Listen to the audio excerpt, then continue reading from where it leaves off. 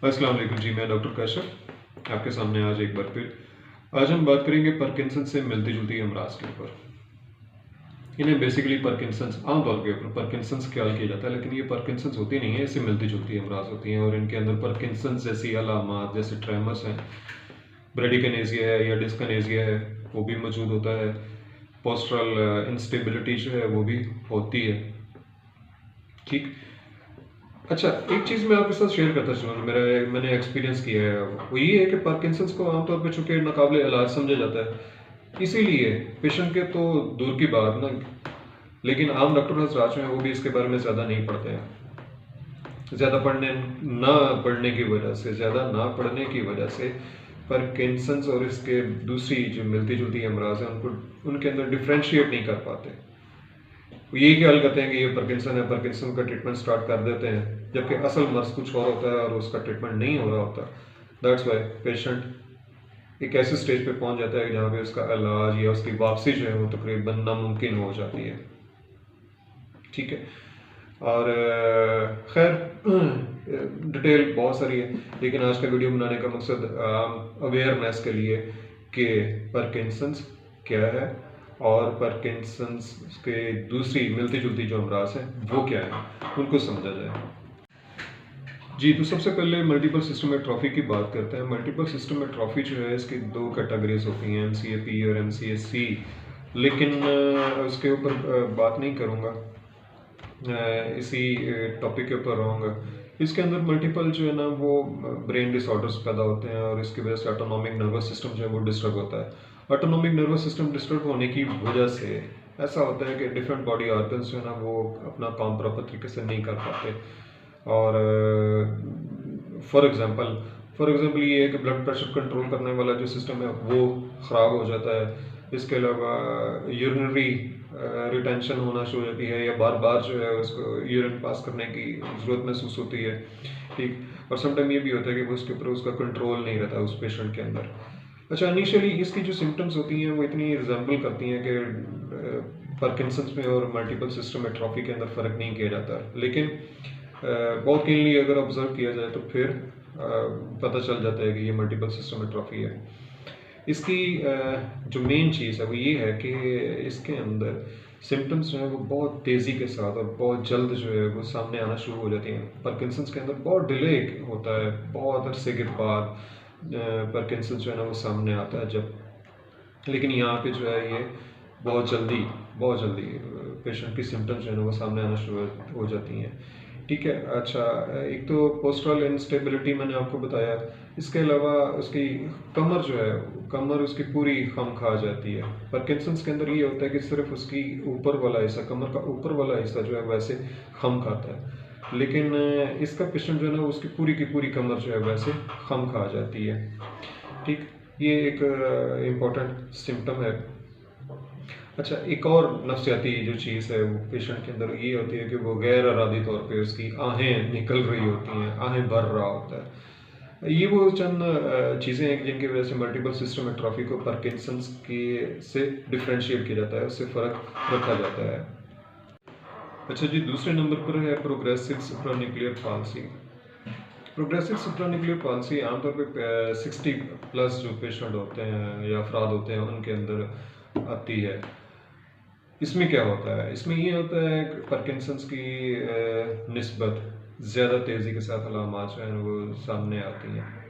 ठीक है, बहुत तेज़ी से बढ़ती हैं और इसका पेशेंट जो है वो भी मल्टीपल सिस्टम एट्रोफी की तरह इनिशियल अपनी स्टेज के अंदर ही गिरना शुरू कर देता है। ठीक है।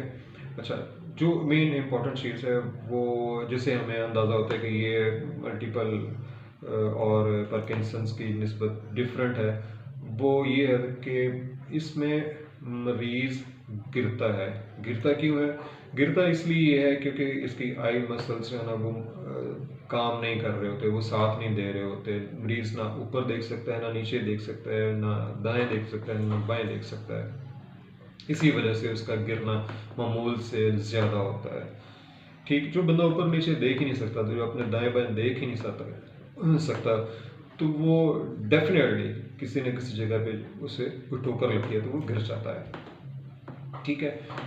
अच्छा, इसके पेशेंट के अंदर पेशेंट को जो है वो swallow करना में, कोई भी डाइट है वो swallow करना के अंदर प्रॉब्लम होती है, उसको बोलने में मसला होता है, प्रॉपर तरीके से बोल नहीं पाता, उसकी नींद जो होती है वो भी पुरसकून नहीं होती। और लास्टली मैं ये कहूँगा, ये आपको बताऊँगा कि उसकी याददाश्त यानी कि मेमोरी जो है वो भी डिस्टर्ब होती है, और उसकी सोचने समझने की सलाहियत जो है उसमें भी कमी वाक़ हो जाती है। अच्छा जी, तीसरे नंबर के ऊपर है कार्टिको-बेसल सिंड्रोम। कार्टिको-बेसल सिंड्रोम जो है ये भी 60 प्लस अफराद के अंदर जो है वो आता है, यानी कि जिनकी उम्र 60 साल से ज़्यादा हो, उन अफराद के अंदर नुमाया होता है। इसके अंदर ये होता है कि पेशेंट की कोई एक साइड जो है वो इफ़ेक्ट करती है, हाल दो कि उस साइड के मसल्स जो होते हैं उनके अंदर प्रॉपर स्ट्रेंथ होती है, लेकिन उस स्ट्रेंथ के बावजूद पेशेंट को हरकत करने के अंदर दुश्वारी महसूस होती है, उसकी बोलचाल जो है उसको उसमें भी प्रॉब्लम आता है, वो प्रॉपर तरीके से बोल नहीं पाता, आसानी के साथ रवानी के साथ बोल नहीं पाता, अटकता है। ठीक है। और ख़तरनाक चीज़ ये है कि ये पार्किंसंस की निस्बत जो है वो ब्रेन को, दिमाग को जो है वो ज़्यादा तेज़ी के साथ इफ़ेक्ट करती है, और पेशेंट जो है वो ज़्यादा तेज़ी के साथ ज़्यादा ख़राबी की तरफ जाता है। अच्छा जी, चौथे नंबर पर है डिमेंशिया विद लूई बॉडी। ये एक ऐसी ब्रेन डिसऑर्डर है जिसके अंदर अल्फा सिन्युक्लियन नामी एक प्रोटीन होती है, जो ब्रेन के डिफरेंट सेल्स के अंदर जो है वो एक्यूमुलेट होना शुरू हो जाती है, और उन सेल्स को जो है ना वो डैमेज करना शुरू कर देती है। ठीक, इसमें ये होता है कि पेशेंट जो है वो इनिशियल स्टेज के ऊपर ये बहुत ही स्लोली जो है वो अपना याददाश्त खोना शुरू कर देता है, उसके सोचने समझने की जो सलाहियत है उसमें कमी आना शुरू हो जाती है। ठीक है। और इसके अलावा ये होता है कि पेशेंट को हेलुसिनेशन होती है, मतलब ऐसी चीज़ें उसको नज़र आती हैं जिनका असल में वजूद नहीं होता, और वो डरावनी चीज़ें होती हैं, या समटाइम ये भी होता है, अक्सर डरावनी होती हैं, लेकिन समटाइम ये भी होता है कि वो डरावनी नहीं भी होती। ठीक है। अच्छा, जो जो वक्त गुजरता जाता है with the passage of time, patient जो है उसको डिस्कनेसिया और ब्रेडिकनेसिया भी होना शुरू हो जाता है, रिजिडिटी जो है उसके मसल्स के अंदर वो भी आना शुरू हो जाती है। मतलब ये सारी चीज़ें जो हैं वो इकट्ठी हो जाती हैं, और ये सारी चीज़ें आप जानते हैं कि पार्किंसंस के अंदर पाई जाती हैं। ठीक। अच्छा, अगली चीज़ है drug induced Parkinson's. Drug induced Parkinson, जैसा कि आप नाम से समझ गए होंगे कि पार्किंसंस की या पार्किंसंस की जैसी अलामात का पैदा हो जाना अद्वियात की मुज़र असरात की वजह से, यानी कि उनके साइड इफ़ेक्ट्स की वजह से। कुछ पेशेंट होते हैं, कुछ अफराद ऐसे होते हैं कि जो साइकोलॉजिकल ट्रीटमेंट करवा रहे होते हैं, एंटी डिप्रेसेंट ले रहे होते हैं, एंटी एनजाइटी जो है ना वो ले रहे होते हैं, या कई ऐसे पेशेंट होते हैं जिनको एंटी एमेटिक्स यानी कि जिनको वॉमिटिंग वगैरह हो रही हो, उस वॉमिटिंग के लिए जो ट्रीटमेंट लिया जा रहा होता है, और कुछ ब्लड प्रेशर के लिए मेडिसिन होती हैं जो पेशेंट इस्तेमाल करते हैं ब्लड प्रेशर कंट्रोल करने के लिए। उन मेडिसिन की भी साइड इफ़ेक्ट्स के तौर के ऊपर पेशेंट को ट्रेमर और शिवरिंग बॉडी के अंदर महसूस होती है।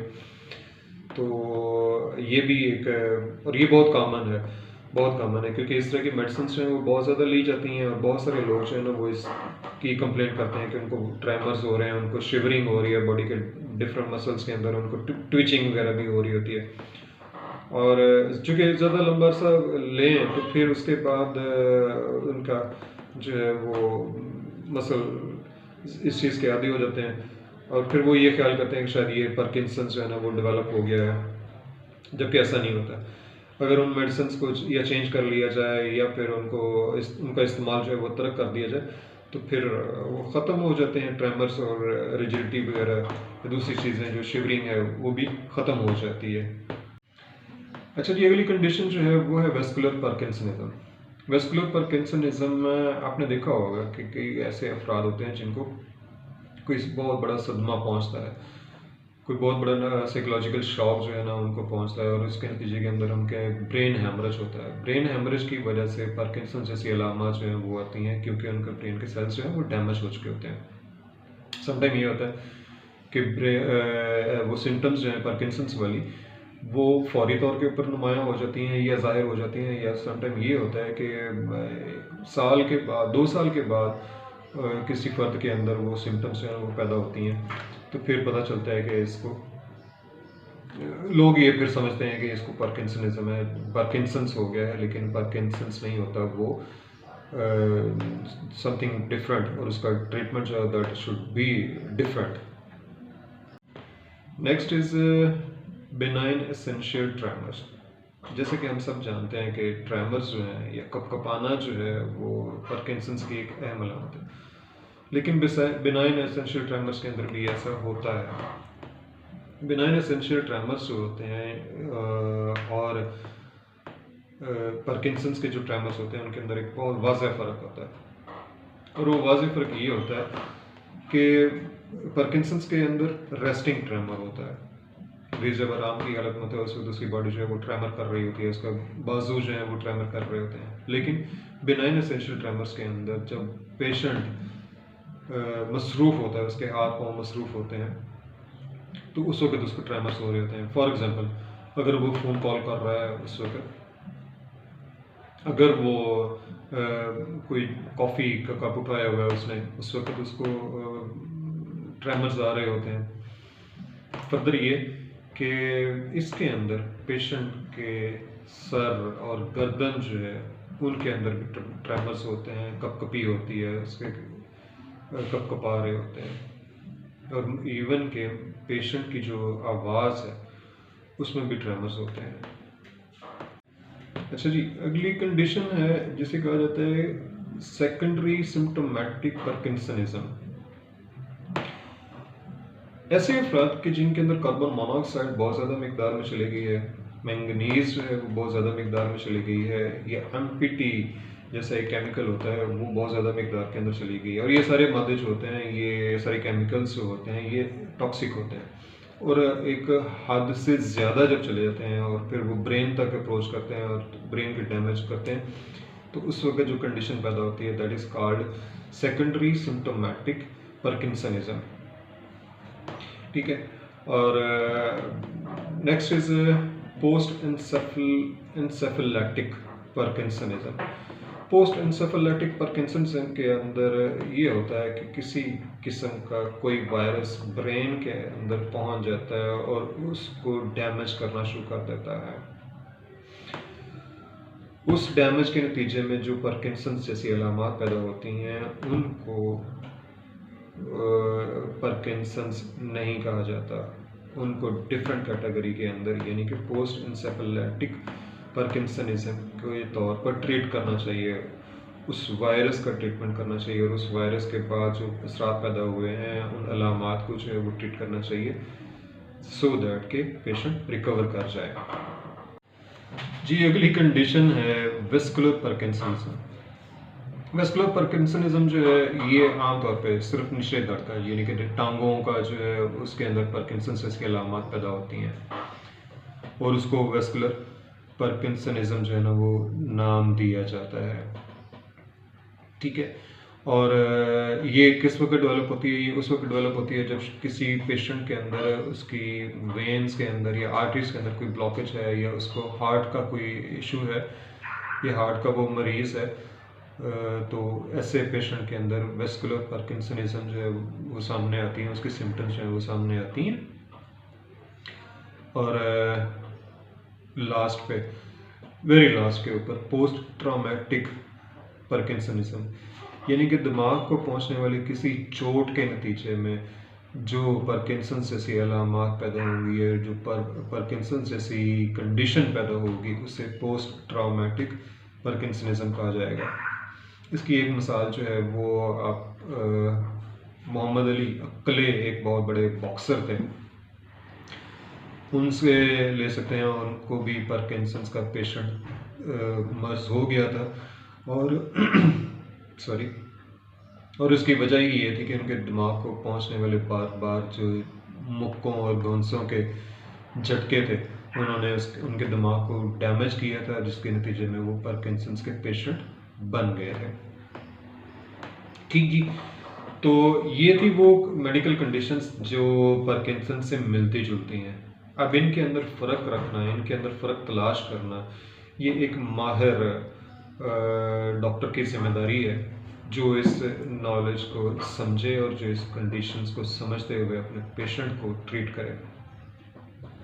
अल्हम्दुलिल्लाह मैं एक बार फिर ये आपको कहूँगा कि इन सारी कंडीशंस का ख़ास तौर पे, और पार्किंसंस का जो है वो ट्रीटमेंट होम्योपैथी के अंदर बहुत ही अच्छा अवेलेबल है।